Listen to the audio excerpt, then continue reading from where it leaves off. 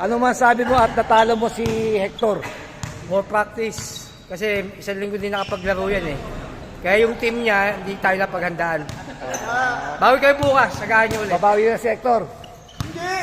Bawi. 6 lang lamang, 6 lang lamang. Anim lang daw lamang. Okay. Bukas bawi kayo, Bawi daw.